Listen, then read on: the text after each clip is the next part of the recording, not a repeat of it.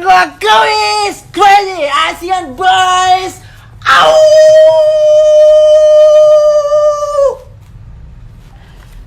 Ya. Apa? Terlalu semangat bro. Iya. Corona. Corona boleh ya? Gini, Oke, gengs, semua teman-teman, apa kabar kalian? Semoga sehat-sehat selalu ya. Jadi hari ini kita akan membahas konten yang tidak biasa teman-teman ya, bukan membahas ya. Jadi hari ini Kumis kontennya tidak seperti biasa, seperti yang kalian nonton saat ini ya. Jadi hari ini memang segmennya spesial. Kumis pengen ngobrol-ngobrol santai. Ini bareng sahabat Kumis lama di Samarinda. Ya sudah berapa tahun gitu barnya? Dari itu Gigs Bar ya? Dari Gigs Bar ya? Iya. Gigs Bar. 4 tahun kali. 4 tahun ya, 4 tahun kita temenan. Dari dia nggak gondrong sampai sekarang gondrong teman-teman ya. Ini gondrong bukan cuma di atas tapi sampai jembutnya juga gondrong. Ya, jadi hari ini kita mau bahas ini sama Akbar, teman-teman. Apa namanya? Dia kan sebagai salah satu pelaku UMKM. Iya, UMKM benar Bar ya? Hitungannya bisa UMKM kali ya? Di atasnya sih sebenarnya dia. UMKM sih. UMKM kan? Menengah. Mikro menengah ya. Aku sebenarnya nggak tahu Bar arti UMKM itu apa. Asal nyebut aja. UMKM tuh usaha mikro kecil menengah. Oh, usaha mikro kecil menengah. Ya. Berarti kalau misalnya aku punya jual obat kuat gitu, termasuk UMKM nggak? Kan kalau kayak kopi SLB ini kan udah se-Indonesia nih. Oh, iya. Hitungannya bukan UMKM lagi. Oh, beda sama Gig ya? Usaha besar udah se-Indonesia kan. Gig kan di Bandung kan? Iya, Gig Bandung ya bisa dibilang usaha besar. Oh, Cuman usaha besar. kan kayak franchise gitu. Oh, franchise ini ya. Oke. Teman-teman, nah, jadi kan masih pada bingung nih Akbar nih siapa? Nah, ini aku mau ngasih tau dulu. Akbar ini teman-teman, salah satu pengusaha muda di Kalimantan Timur, tepatnya di kota Samarinda. Nah, kami tuh udah teman lumayan lama juga. Dia ini punya usaha, punya toko, dan membesarkan salah satu brand. Brand ini dari Bandung, namanya Gig. Iya, Gig. Gig. Nah, ini kamu apa namanya sejarah perjalanannya gimana sampai bisa kamu nemuin Gig? Kenapa kan brand banyak brand lokal? Banyak. Pas pertama kali nyari brand di Bandung itu banyak. Banyak brand. Di Bandung kan memang kotanya distro lah ya. Brand-brand besar banyak di situ. Cuman emang waktu itu nggak nyari brand besar, nggak nyari brand yang punya nama gede. Pas kesana tujuannya mau buka usaha distro, cuman pengen nyari satu brand aja, dan niatnya emang cari brand yang nggak gede. Jadi mau pengen bantu bangun bareng-bareng gitu.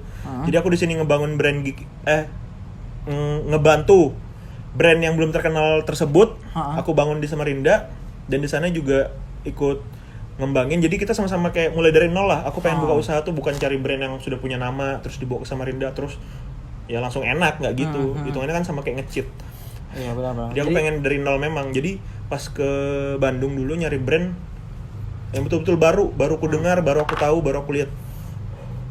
Ya kebetulan ketemunya Gig juga waktu itu pas aku ngambil tahun 2013 itu pertama kali 2013 kayaknya. Abis itu si Gignya ini berdirinya dari tahun 2011 apa 2012 pas 2012. ke Bandung. Jadi dia baru setahun dia bangun, aku ambil brand dia, aku bawa ke Samarinda gitu. Berarti sekarang jalan berapa tahun di Samarinda ini? Sekitar 7 tahun. 7 tahun. 7 tahun. Di satu brand tetap konsisten aku ya. jual. Jadi sebenarnya hitungannya bukan distro sih toko ini. Ya, toko Gig bukan distro Gig gitu. Toko Gig dia. Toko Gig. Karena kalau pengertian dari distro sendiri kan distributor outlet. Jadi dia memang distro itu kesannya itu jual produk banyak, nggak cuma satu produk. Nggak satu brand. Itu makanya namanya distro. Karena ini cuma Gig aja, mungkin bisa dibilang toko Gig sih, Toko bukan Gig. distro. Iya. Ya memangnya cuma satu brand sih toko ini. Iya. Cuman jual Gig kan dari awal. Terus Bar, aku yang mau kepo ini apa namanya? Kamu kan 7 tahun nih kan ngebangunin Gig di Samarinda. Itu memang kerjasamanya gimana sama Bandung? Memang dipercaya memang kamu ngebesarin Gig gitu? Enggak sih, pas pertama kesana kan ya nyari brand ini, pas ketemunya Gig ya ngobrol udah sama anak-anak yang di sana. Nah, filosofi brandnya apa kok? Kan sebenarnya kalau aku lihat kamu dulu kan nggak kayak gini loh fashionnya dia dulu. Fashionmu kan dulu nggak kayak gini.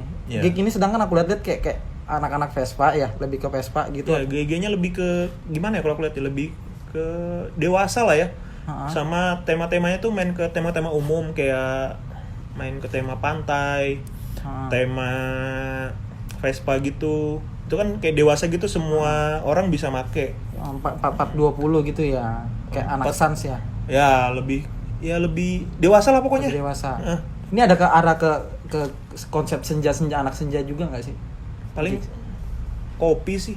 Kopi ada ya. tema kopinya juga, baju-baju tulisan-tulisan tema kopi, gambar-gambar kopi. Mama aku juga pakai itu soalnya. Boy kelas. Loh, lihat kan kemarin? Aku kan bajuku pada hilang aja. Aku dulu hampir tiap hari tuh pakai gig terus selama pas waktu gigs bar kan. Kita buat Ya, salah satunya yang bikin gig sama Rinda juga maju pas kamu dulu tuh, pas lagi rame-ramenya sosial media lewat line ya. Ya lewat line kita grup-grup line kan. Grup-grup line kan banyak kamu tuh dulu kan. Yul Pop S dulu. Kamu jadi pas mulai berkembang cepat di Samarinda pas usahamu itu juga. Tiap kamu bikin event, kamu mainkan tema kayak warna-warna apa sih namanya? Warna-warna senja. Baju yang bakal dipakai di acara itu. Ya kok jadi eventnya nyesuaiin konsep kayak jadi tema dia baju. pernah bikin event kan. Kamu kan pernah bikin event pantai. Enggak, sebelum itu pitch party. Iya, pitch party. White party. Iya. Jadi pitch itu warna kayak oranye-oranye keping-pingan. Itu pas kamu bikin event itu kan karena di toko banyak baju warna peach. Ya, jadi anak-anak teman-teman lain yang grup-grup lain itu pada beli baju di Store. Iya. Karena yang terdekat sama tempat acara. Kenapa teman-teman juga ini? Kenapa aku juga suka banget sharing sama Akbar ini? Karena otaknya dia tuh kayak lebih, kalau menurut aku ya, dia ini salah satu anak muda yang otaknya berpikir itu lebih agak cepat, 3 langkah 4 langkah ke depan gitu. Makanya ya dari pemikirannya dia ini, aku keren banget dia bisa punya cabang teman-teman ya. Cabang, karena buka cabang di seluruh toko brand tuh nggak gampang loh Bar. Iya. Sampai Tenggarong sekarang ya. Ya sampai Tenggarong aja sih. Tenggarong. Insya Allah juga nanti aku mau buka di Penajam itu dia. Nah, iya mau buka gig di Penajam ya. Gig Penajam Pak. Itu dia. Jadi, Bar, aku potong dulu nih ya sebentar. Iya. Terus itu proses kamu ngebangun 7 tahun tuh kan nggak gampang loh. Satu brand tuh nggak gampang. Kulihat di Samarinda ini banyak teman-teman yang punya toko juga, toko baju tuh buka tutup. Iya ya, kalau masalah itu gimana ya? Kamu ada strategi sendiri nggak? Kayak gimana biar bertahan di konsisten di 7 tahun di satu brand? Jadi di awal tuh kan aku kebetulan pas buka distro pas kuliah juga di Fakultas Ekonomi kan. Oh, lulusan Unmul? Ya. Wih, anak Unmul kayaknya. Anak Unmul please di komen ya. Terus Jadi pas di situ kan banyak ilmu-ilmu yang bisa dipakai sebagian untuk usaha distro ini. Contohnya kayak pernah pas dosen lagi ngajarin, dia ada yang bilangin dalam berbisnis yang sulit itu mempertahankannya, bukan pas buka. Jadi pada saat buka usaha, mau bagaimanapun keadaannya, tetap pertahankan usaha itu. Jadi jangan cari keuntungan dulu, jangan cari apa, pokoknya bertahan hidup lah dulu. Jadi gimana usaha itu bisa bertahan selama-lamanya. Dan percayalah, dalam perjalanan waktu perkembangan omset juga bakal terjadi. Iya, semakin lama kan semakin dikenal. Intinya bertahan dulu sih di awal. Jadi awal-awal buka distro tuh sambil kuliah kan. Jadi kalau ada jam kuliah kan nggak pakai pegawai tuh, minimalisir biaya. Kuliah ke kampus, karena ke kampus toko nggak ada yang jaga, jadi ya tutup aja. Jadi pas kuliah tutup toko. Kalau ada jam kuliah, toko tutup. Kalau nggak ada jam kuliah di toko lagi nongkrong. Dan sebenarnya awal mula buka distro ini sebenarnya banyak kan jenis usaha bisa kita mulai kan. Betul. Sebagai anak muda nih, kalau pengen mulai usaha banyak tuh, mau usaha apa aja bisa. Tapi dulu aku mikir ya, usaha yang nyantai, yang kayak nongkrong tapi menghasilkan duit. Kerjanya nyantai tapi bisa ada pemasukan. Maksudnya kita nongkrong kayak duduk-duduk cerita sama teman tapi menghasilkan duit. Aku mikir keras dulu, sampai ke Gramedia, sampai ke apa, nyari-nyari. Baca-baca juga cari. Iya, tetap referensi. Jadi buka usaha nggak cuman karena ikut-ikutan temen. pengen dibilang kan banyak aku lihat tuh pengen dibilang entrepreneur muda gitu. Makanya dia buka usaha supaya dia dibilang entrepreneur muda, baru dia bisa gimana ya, bisa diomongin sama teman-teman lainnya. Pengen diomongin gitu nah. Ya, maksudnya kamu buka usaha tuh tujuannya ya sebenarnya untuk sukses lah, bukan untuk pamer. Benar. Terus perjalanan selama 7 tahun ini kan pasti ada, nggak mungkin selalu ada masa senang, masa untung gitu ya, masa profit, tapi ada masa sulitmu. Masa sulit ya dari kan sudah 7 tahun nih. Ini baru enak, alhamdulillah baru enak maksudnya nggak enak banget, maksudnya enak udah bisa ada hasil lebih buat beli yang kita suka. Itu 3 tahun terakhir. Jadi 4 tahun di awal itu ya nyari uang kontrakan, nyari ya bertahan hidup lah, Bertahan hidup. buat makan sehari-hari, dia hidup sendiri, nggak tergantung sama orang tua lagi kan, nggak nyusahin orang tua. Jadi 4 tahun pertama tuh paling sakit sih. 4 tahun pertama paling sakit. Iya. Kalau aku di usaha gig ini. Terus di selama 4 tahun itu apa yang paling sakit banget, apa ada kondisi saat gimana? Jadi biar teman-teman mungkin kan Bar ada yang mulai usaha juga kadang Mikirin masalah yang bakal dihadapin. Sebenarnya ya, kemarin aku sempat juga ngobrol sama temanku soal usaha nih. Usaha itu sebenarnya masalah yang bakal dihadapi itu beda-beda.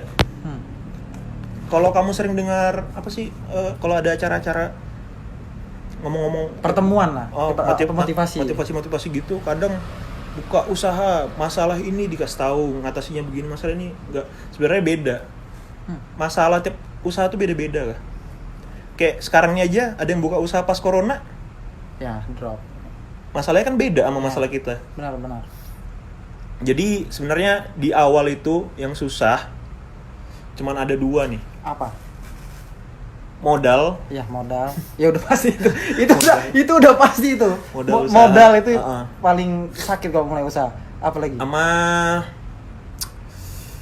apa ya satunya? Tadi udah kepikiran, lupa lagi. Kemauan. Bukan. Kemauan pasti mau lah kan. Kemauan gampang aja. Modal nih dicari kan kadang susah. Harus pinjem bank lah, riba. Riba dibahas juga ya, Dar. Sebelum ke riba itu skip dulu. Yang kedua ini apa ya? Koneksi. Bukan. Ntar nih aku lupa nih. Modal itu sama gimana cara bertahan aja sih. Modal sama cara bertahan. Berarti strategi nggak penting ya? Yang dipikirin itu aja dulu awal buka usaha. Karena pada akhirnya yang bakal kamu hadapi kan masalah kita nggak tahu masalahnya apa. Jadi kamu kayak harus mati-matian lah bikin usaha itu supaya nggak tutup apapun yang terjadi. Nah kayak gini cerita aku dulu, kan sempat 1 tahun pertama bukan di sini store-nya. Store-nya di Rui Rahayu samping The Hotel kan. Dulu di sana. Pertama kali di situ di store-nya, kecil kan tokonya. Pertama kali di situ, terus tempatnya itu ini masalahnya beda sama orang-orang lain. Di tempat pertama itu aku diusir sama The Hotel karena nggak apa ya sebut nama hotel. The Hotel beli tanah tempat aku buka toko itu. Akhirnya karena tanah itu udah dibeli sama The Hotel, jadi aku kayak disuruh keluar gitu secara halus. Jadi ya masalahku pertama itu kan, uang sudah keluar banyak di modal awal untuk bangun tempat itu, renovasi disuruh pindah. Ya gimana ya, sempat aku 3 bulan tuh nggak buka distro. Terus orang tua aku juga bilang fokus kuliah aja dulu, nggak usah buka usaha lagi. Nah situ aku mulai drop. Nah itu masalahnya aku waktu itu paling berat sih di situ menurutku ya. Selanjutnya aku mikir, aku udah sayang nih, udah 1 tahun ngebangun brand ini di Samarinda, udah mulai dikenal sedikit orang. Ya menurut aku tanggung lah. Nanggung ya. Kenapa nggak kecebur basah sekalian gitu? Nanggung. Ya aku udah bangun 1 tahun, masa ya nyerah. Ya itu yang tadi aku bilang, bertahannya itu cara bertahan. Jadi ya aku pengen bertahan, tetap buka usaha ini. Aku sudah bangun setahun, udah capek-capek itu promosi sana sini. Kalau aku tutup ya 1 tahun sia-sia. Terus yang sudah keluar kemarin ya jadi rugi. Iya rugi. Betul. Jadi mending aku cari lagi modal sedikit, karena sebelumnya kan udah banyak properti apa segala, jadi tinggal buka dengan barang-barang yang ada kan. Ya itu aku nyari pinjaman lagi. Itu berarti dari awal tuh minjam terus kamu ya? Enggak, yang awal tuh iya sebenarnya pinjaman sih. Pinjaman. Okay. Dari bos aku, dari bapak aku kan almarhum. Dia dulu nawarin aku nih Kak beli motor. Mau motor enggak? Pas lagi Ninja Double R baru tuh kan. Bilang enggak. Habis itu aku mikir, uangnya lumayan nih kalau aku bisa minta mentahnya. Tapi aku mikir buat apa tapi mentahnya ya? Jadi aku mikir buat usaha aja kali. Oh itu kamu berarti jadi sebelum ini menarik nih. Jadi sebelum buka gig dikasih tawaran sama orang tua. Pilih motor? Enggak, dia cuma nawarin mau motor enggak? Duitnya tapi kamu ambil malah. Iya, tapi aku mikir nih, lumayan duitnya kalau beli motor Double R sekitar 50 juta tuh kan. Jadi bisa buat apa ya? Gitu. Jadi aku mikir kayak buka usaha kali ya.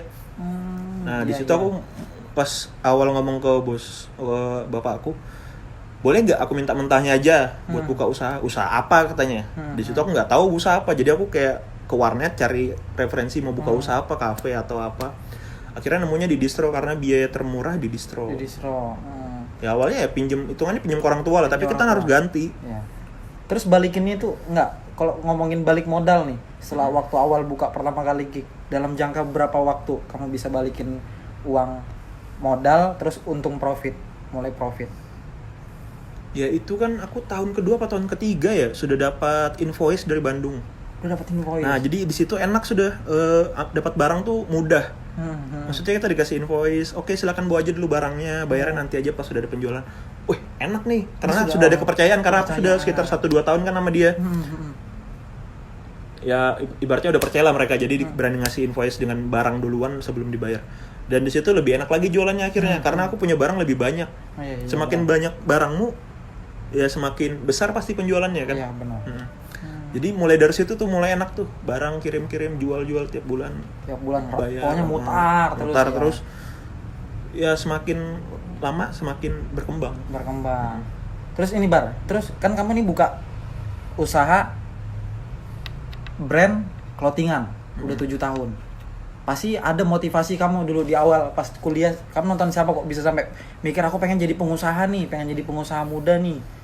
Nggak ada loh. Nggak ada nonton siapa. Kayaknya gitu. Bawaan dari keluarga kali ya. Bawaan dari keluarga. Memang bosku kan pedagang juga. Nggak, pasti ada nggak?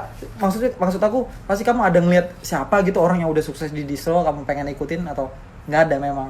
Nggak ada sih. Nggak ada. Kayaknya emang udah jalan hidup deh. Ya kayaknya gara-gara motor itu deh, motor ditawarin motor, aku nolak, tapi aku mau pengen mentah-mentahnya buat buka sesuatu, akhirnya kayaknya gara-gara itu deh. Tapi kalau mungkin ada kata-kata mungkin apa namanya dosen yang bikin kamu jadi pengen jadi termotivasi nih, aku pengen jadi pengusaha bisa cepat kaya. Mungkin ada kali ya pas kuliah-kuliah gitu dijelasin soal keuntungan dalam berbisnis daripada bekerja. Jadi kayaknya emang dulu aku mikir juga sih, aku kan susah bangun pagi. Jadi aku mikir kalau aku jadi pekerja aku harus bangun pagi jam 7, jam 8. Sedangkan aku nggak bisa bangun pagi. Jadi aku mikir ya mungkin jadi pengusaha aja kali ya. Jadi pengusaha ya paling enak sih. Mau buka pas bangun. Kenapa nggak jadi YouTuber aja? Dulu ya nggak mau juga sih. Orang-orang kayak kamu aja nih yang hiperaktif. Enggak, terlalu orang-orang narsis sih banyak. Yang menjadi YouTuber orang-orang narsis banget. Sama otaknya harus kayak kamu memang nggak? Maksudnya berani, kalau kan 3-4 langkah ke depan nih. Ya. Kamu 9-10 langkah ke depan sudah mikir tuh. Mikir doang tapi ngelakuin enggak aja anjing. Kalau aku ngelakuin mungkin udah kaya itu dia. Iya sih. Terus itu proses perjalanan selama 7 tahun kan pasti ada godaan nih. Godanya kamu nih sebagai pengusaha. Nih biar teman-teman juga belajar. Ini sebagai kamu juga bisa nasihatin diri kamu sendiri. Iya. Godaannya itu apa sih biasanya kalau sebagai pengusaha? Cepat puas. Kadang aku lihat teman-teman yang buka usaha ya, beberapa teman yang sudah buka usaha, mereka cepat puas dengan hasil yang didapat. Kayak kaget gitu dapat penghasilan gede langsung. Jadi uangnya langsung kayak di set. Padahal kalau uang itu bisa ditahan, kita bakal bisa buka usaha yang baru lagi. Oke. Kan banyak nih misalnya, wah aku udah dapat nih lumayan nih bulan ini. Pengen beli apa ya? Beli sepatu iya godaannya. Dibeliin sepatu. Habis tuh kan ibaratnya uang itu nggak muter. Sebenarnya keuntungan kita tuh bisa kita putar lagi. Aku sebenarnya bukan guruin juga, aku juga belum sukses. Maksudnya cuman kayak ngingatin lah, jangan cepat puas. Dapat uang kalau bisa disimpan dulu, baru ntar pikirin buka usaha apa lagi nih. Soalnya usaha satu nggak bakal cukup bikin kita bertahan. Namanya usaha tuh pasti ada matinya. Iya benar. Nggak tahu umurnya sampai kapan kan. Jadi maksud aku di saat kamu punya uang lebih ditabung, next buka usaha baru lagi buat backup usaha yang sebelumnya. Karena tiap usaha tuh ada umurnya. Aku udah 7 tahun nih ya, aku agak takut nih. Maksudnya aku nggak tahu kan sampai kapan nih distro gig buka nih. Tapi kamu ada rencana nggak gig nanti dikembangkan kemana gitu? Ada gig. Dulu kan sempat kita obrolan tuh, ada gig apa namanya? Gig restoran atau? Iya, kemarin ada pikiran ke situ kan. Iya. Kita ya itu maksudku. Kan banyak usaha lain yang belum kita geluti nih. Karena masalah di awal dulu pas mau buka usaha modal. Pas sekarang kita punya pemasukan, berarti kita bisa ciptain modal kita sendiri dari usaha yang sudah ada. Nah itu maksudnya pas kamu dulu pengen buka kafe karena modal kurang jadinya buka distro. Ya pas kamu sudah buka distronya sudah menghasilkan duit dan kamu bisa tabung, akhirnya kamu bisa buka kafe dengan penghasilan dari distro itu. Benar. Jadi kamu tahu semua seluk-beluk usaha lah, tapi kan belum jalan juga kita ya. Cuman omongan doang. Oh iya omongan.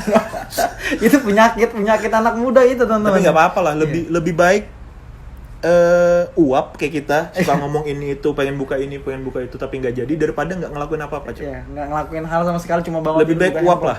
Iya benar. Paling nggak kita sudah ada pembelajaran saat kita nguap gitu. Kayak kita buka kafe, ntar kafenya gini, kafenya gitu, gini ya. Wah. Ntar hasilnya gini loh. Wah. Tapi itu kan uap. Maksudnya kita juga sambil belajar kan, Iya, maksudnya bener. sharing tentang usaha. Terus ini Bar, apa namanya motivasi kamu sendiri bisa sampai sekarang 7 tahun ini apa? Yang bikin kamu benar-benar kuat sampai sekarang bangun gig ini? Itu tujuannya tadi pengen sukses kayak. Sukses kan banyak, sukses. Maksudnya sukses di mata orang tua. Oh, sukses di mata orang tua. Itu lebih utama sih daripada di mata teman.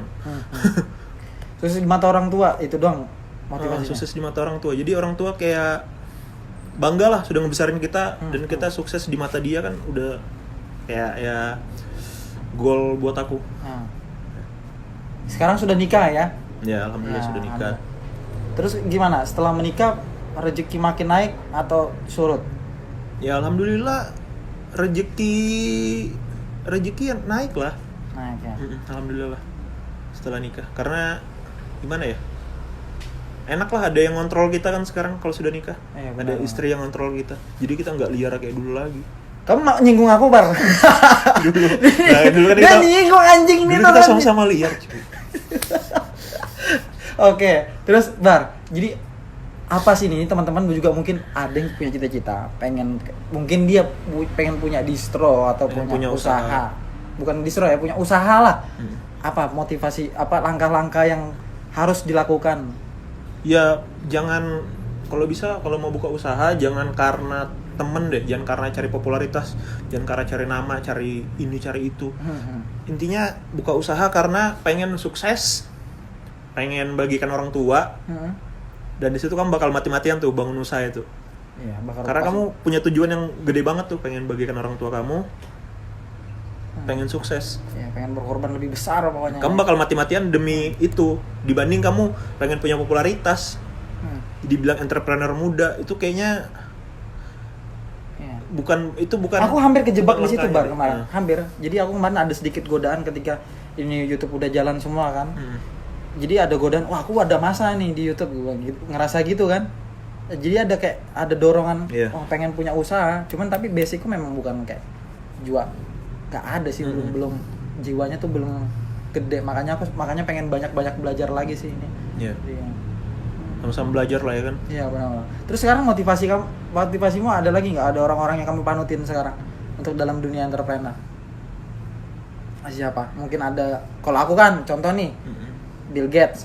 Iya. Ya. Siap. Ini dia mau katanya buat corona kan? Oh iya. Baru kamu kasih nonton tadi anjing. Corona, Iya. Aku panutanku Bill Gates. Iya. Kalau kamu ada siapa kayak gitu? Siapa ya? Panutanku tuh sebenarnya kalau sosoknya lebih ke Doci P. Gaskin. Oh, Doci P. Gaskin. Ini Akbar ini benar-benar ya? Udah brandnya lokal, panutannya juga lokal lagi. Iya, soalnya si Doci ini gimana ya? Otaknya tuh luar biasa kan. Aku tapi belum tahu loh. Aku taunya Doci cuma ngeband. Iya. Tapi sudahlah, kamu kalau mau tahu keasariannya, follow IG-nya, kamu lihat kehidupannya dia gimana. Keren banget pokoknya. Oh, panutanmu Doci. Pola pikirnya asik maksudnya. Salah satu pola pikir yang kamu panut dari Doci apa? Apa ya?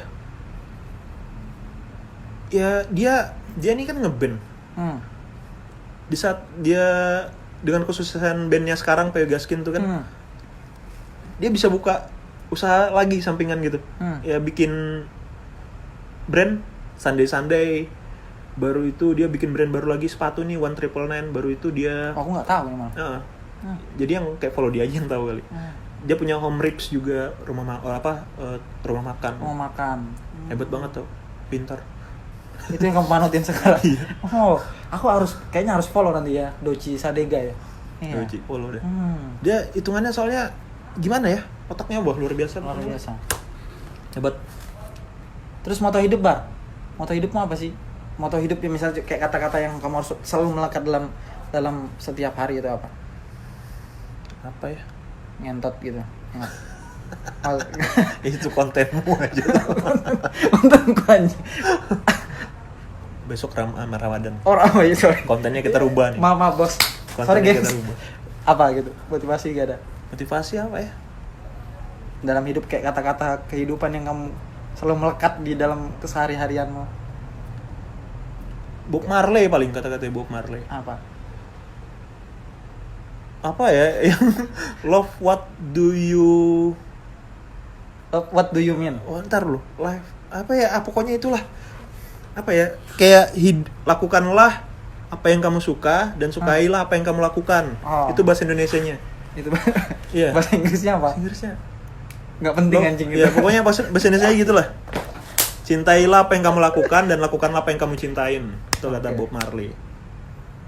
Mantap juga gig ya teman-teman.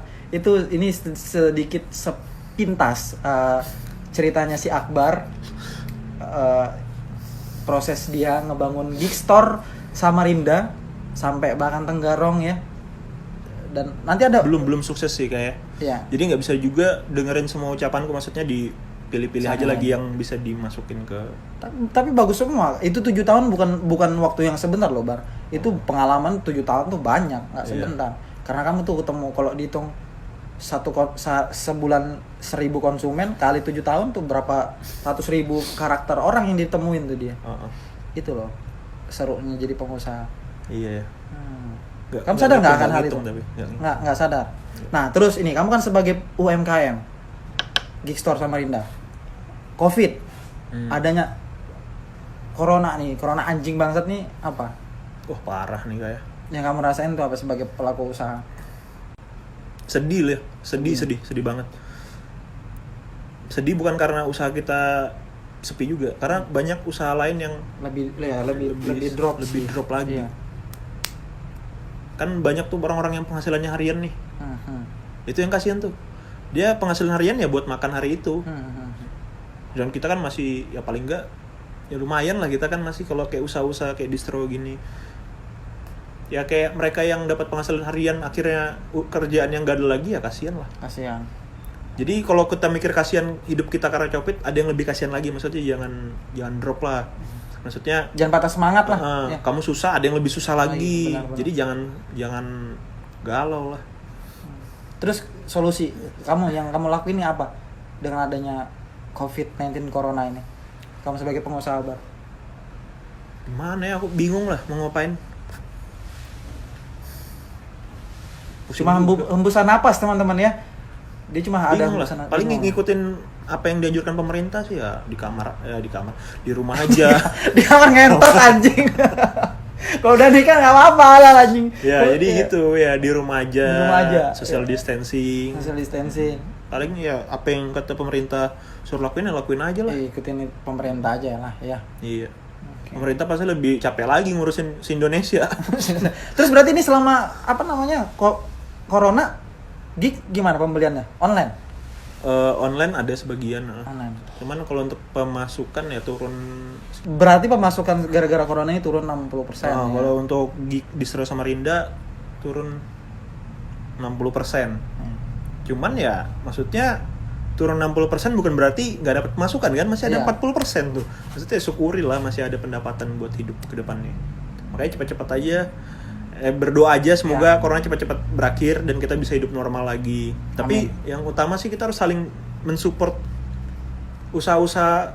Tadi aku habis baca juga SG temanku kan. Support usaha teman, support usaha keluarga. Oh, yang tadi kamu kirim. Nah, ini bakal ada konten juga. Kayaknya insya Allah besok bakal aku buat segera. Semoga masa-masa teman-teman squad dari Kaisar Kumis dan Bacol dan Barbar Netizen ini bisa saling gotong royong.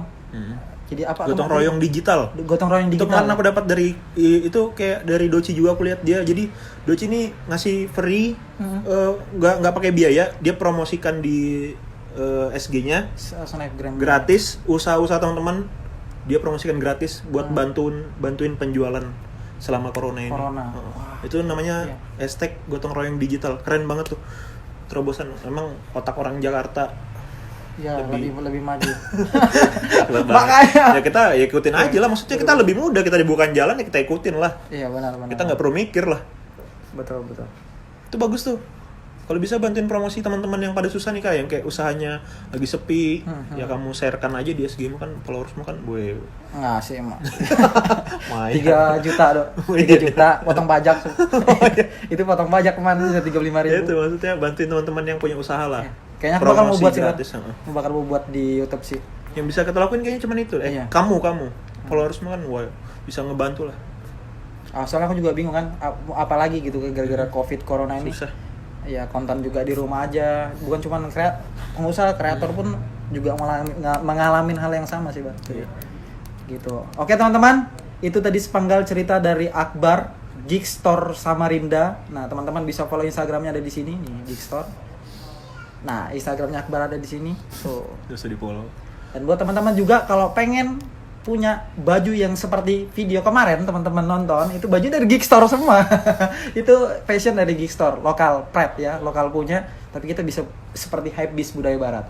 Dan terima kasih buat Akbar ceritanya, semoga teman-teman ambil positifnya, ambil semangatnya, ambil hal-hal luar biasa yang tadi udah Akbar ceritain. Mana tahu teman-teman nanti akhirnya jadi semangat nonton ini, jadi bisa punya berpikiran lebih maju dan tidak memanfaatkan harta orang tua untuk hal-hal yang tidak bermanfaat. Betul. Itu dia. Kalau Akbar orang tuanya ayah ya sudah nggak ada ya. Nah, ini pelajaran tuh, dia aja bisa kuat. Apalagi teman-teman yang lain, aku pastiin juga pasti bisa kuat. Terima kasih. Semoga Fitcast ini bermanfaat buat teman-teman yang pada nonton. Semoga Kumis nanti next bisa ngundang bintang tamu lokal yang luar biasa. Kumis nggak mau artis, Kumis pengennya tuh yang lokal ya, sukses, yang anak-anak lokal yang sukses membangun usaha, atau artis-artis lokal yang bisa kita tanyain perjalanan hidupnya. Oke, sampai ketemu di podcast selanjutnya. Sampai jumpa.